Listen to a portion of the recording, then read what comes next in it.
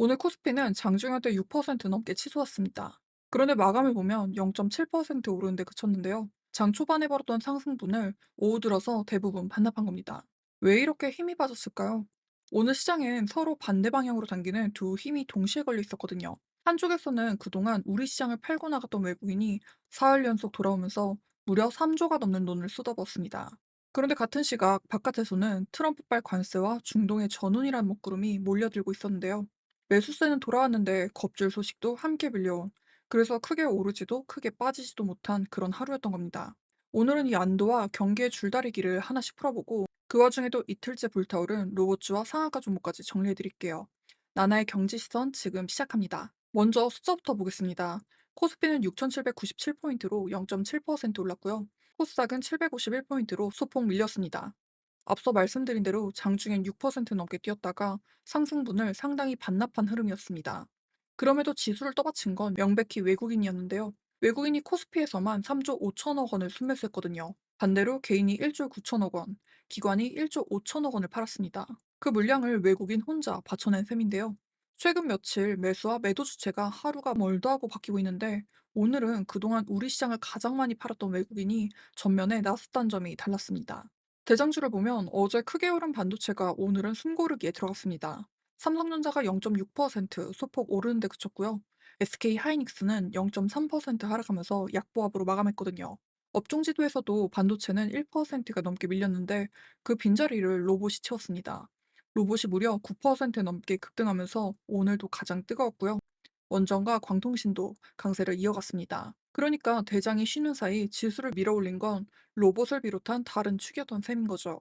환율은 1478원으로 내려오면서 원화가 강해진 흐름이었습니다. 자, 그럼 오늘 외국인이 왜 이렇게 돌아왔는지 그 배경부터 살펴볼게요. 오늘 외국인의 기한에는 간밤 미국이 있었습니다. 뉴욕 증시에서 메모리 반도체가 강하게 반등했는데 특히 마이크론이 하루에 12%나 폭등했거든요.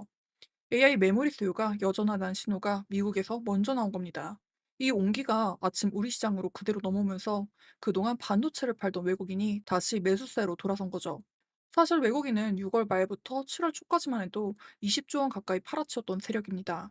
그런데 그 매도 규모가 매주 줄더니 이번 주 들어서는 아예 매수세로 방향을 틀어버린 거죠.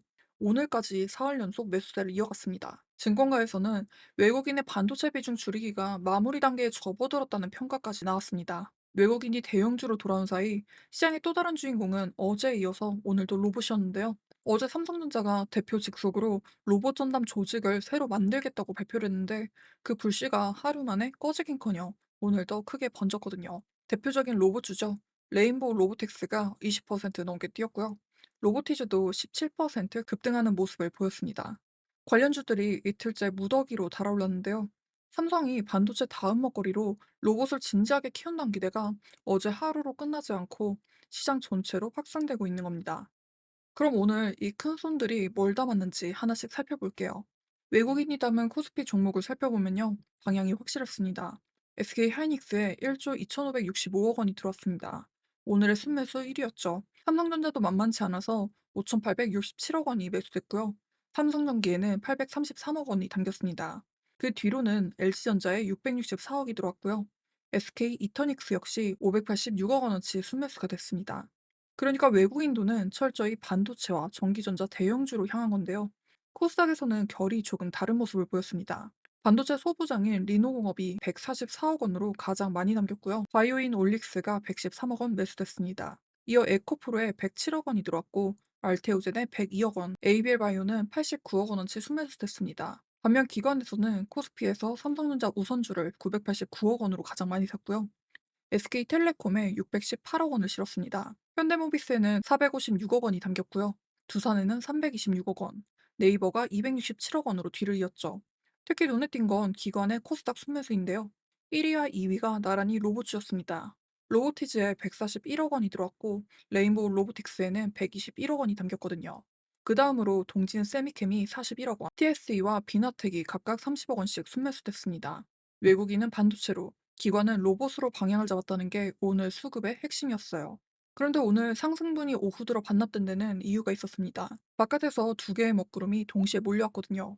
첫 번째는 중동입니다. 예멘 후티가 홍해 봉쇄를 선언하자 트럼프 대통령이 즉각 군사 대응을 경고했고요. 여기에 더해 이란의 지하 핵시설로 알려진 이른바 곡괭이산을 강력하게 타격하겠다며 대형 벙커버스터 동원 가능성까지 내비쳤습니다. 이란도 동맹 자산까지 반격하겠다고 맞서면서 유가 불안이 다시 커졌는데요. 두 번째는 관세입니다. 올해 2월부터 시행된 10% 글로벌 관세가 오는 25일에 만료가 되는데요. 트럼프 정부가 무역법 301조를 근거로 해서 60개국에 10에서 12.5%의 새 관세를 물리는 방안을 준비 중이라고 밝혔거든요.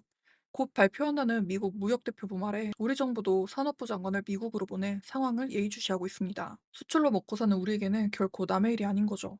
오늘 장을 딱 한 문장으로 남기면 이렇습니다. 반도체 훈풍을 타고 외국인이 사흘째 3조 넘게 들어왔지만 트럼프발 관세와 중동 전운이라는 바가닥제가 그 상승분을 오후 내내 갉아먹었다. 안에서 당기는 매수와 밖에서 미는 악재가 팽팽하게 맞선 탓에 시장은 크게 오르지도 크게 빠지지도 못한 하루였던 거예요. 그럼 오늘의 상한가 종목 알아보겠습니다. 오늘은 14개가 나왔는데요. 절반 가까이가 로봇 관련주였어요. 웨어러블 로봇의 코스모 로보틱스가 어제에 이어서 이틀째 상한가에 안착했고요. 물류 로봇의 TXR 로보틱스와 N 로보틱스, I 로보틱스가 나란히 가격 제한폭까지 올랐습니다. 감시 로봇의 카티스, 세포를 분석하는 바이오 로봇을 만드는 나노엔테까지 로봇이란 이름만 붙으면 오늘 다 뜨거웠죠. 그중에 KNS는 개별 재료가 확실했는데요. 글로벌 대기업에 산업용 로봇 400여 대를 추가로 수주하면서 누적 1000여 대의 실적을 확보했다는 소식에 상한가로 직행했습니다. 삼성이 집힌 로봇 열기가 실제 수주 성과와 맞물리면서 상한가 시장까지 데운 거죠. 여기에는 로봇 말고도 갈래가 몇 개 더 있었습니다. 광통신 쪽에서는 광섬유를 이어붙이는 장비를 만드는 이노 인스트루먼트가 상한가에 올랐고요. 바이오에서는 엔젠바이오가 유상증자 일정과 맞물리면서 급등했습니다. 이 밖에 오늘 새로 상장된 튜림 에이텍이나 AI 기능을 담은 키즈폰의 알트처럼 저마다의 개별 재료를 가진 종목들도 상한가에 이름을 올렸습니다.